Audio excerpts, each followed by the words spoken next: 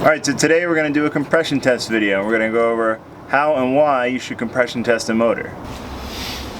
Alright, so there's multiple reasons why you would ever need to compression test a motor. If it's not running, if you have exhausted every other effort as to why it's not running, you've checked fuel, you've checked spark, checked everything you can think of, compression test is the next thing, because if it doesn't have compression, it's not going to run, doesn't matter.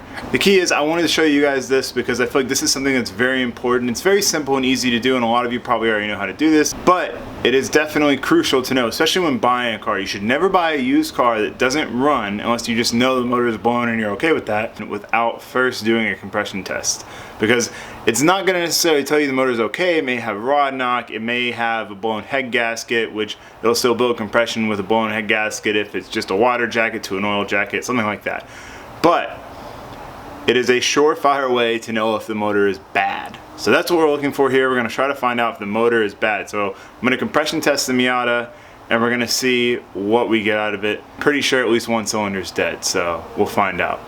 So what do you need for a compression test? Well, I'll show you.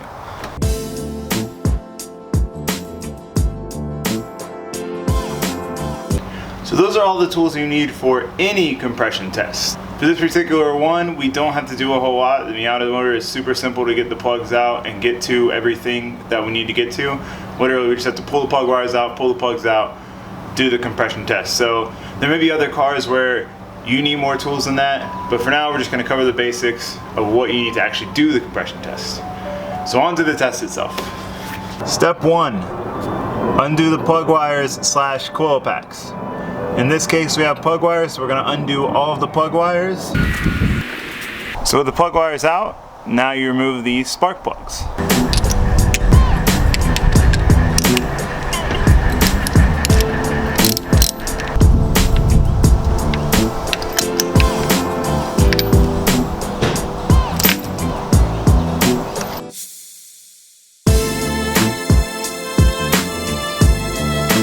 Magnet if the spark plug socket doesn't work very well.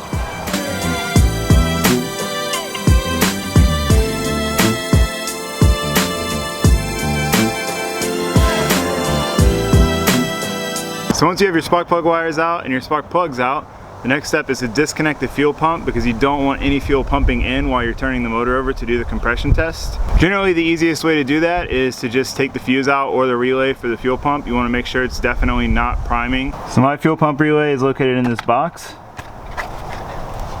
This is the relay. There's the fuse. So we're going to pull the relay. And for safe measure, pull the fuse as well. So this is our compression tester. It reads in PSI. This motor we should be around 180 in compression, which would be right about here. It has these 3 adapters for all the different spark plug sizes, or at least a few of them. This is the one we're going to use. Pretty standard. This is one I use in almost every car I've ever owned. So I'm going to take it and thread it down into cylinder 1 to start. So you're going to take the gauge and hook it up to this, set it in a good spot. Since this gauge is extra long, I generally run it up here and then I tuck it under the wiper, and then that way I can just reach my hand in here, turn it over and watch the gauge. But for now we're just going to leave it in the engine bay.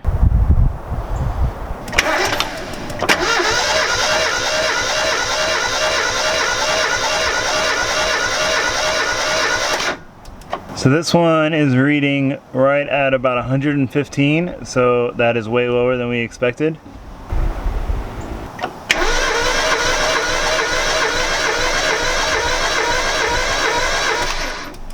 So this one's at about 105, which is also not very good.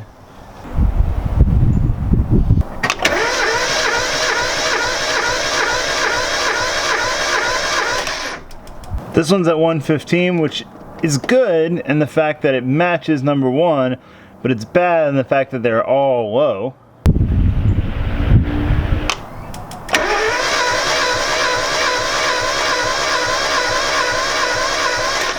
Ooh, yeah, so this one is at a whopping 35. That's really, really bad. Really bad. So what you want to look for in a compression test are a few things. Consistency. You want it to be consistent across the board. You don't want it to be, you know, more than about 10% off. I think it's actually 10 psi is usually the rule of thumb people go by.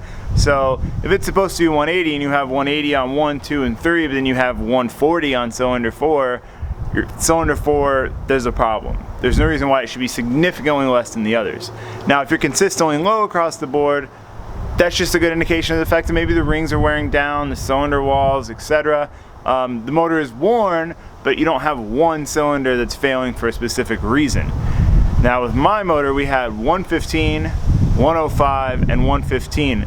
Now those are low numbers, those aren't good numbers, but up until cylinder 3, fairly hopeful. That's not awful, it just means the motor's got low compression. It's gonna have a lot of blow by, not gonna make as much power as it should. But we get to cylinder 4. Cylinder 4 failed us. We had 35 psi, so 35 psi is obviously a lot lower than 105, 115. Tells us cylinder 4 is dead. Now it could be dead for many reasons. It could be cracked ringland, bent valves, it could be all sorts of things. I don't know what it is. I won't know until I tear into the motor. So the Miata motor is toast. Now we have to figure out what we're gonna do. I think I'm just gonna go with the motor swap idea. It seems like the most logical thing as opposed to throwing another one of these motors back in, doing all that work all over again. I'm gonna do the work. I've got this opportunity to do something cool. I might as well just do something cool. So that's what we're gonna do. So the next episode, you will finally get to see what motor we're putting in it. Well, that's the end of this video. I know it wasn't super long, but I really just wanted to show you guys how to compression test a motor. I feel like it's a very important thing to know. If you have any other questions on compression tests, let me know. I'll try to answer them in the comments or make another video if I need to. And let me know what you think about this length style of video, just a short video highlighting one specific thing.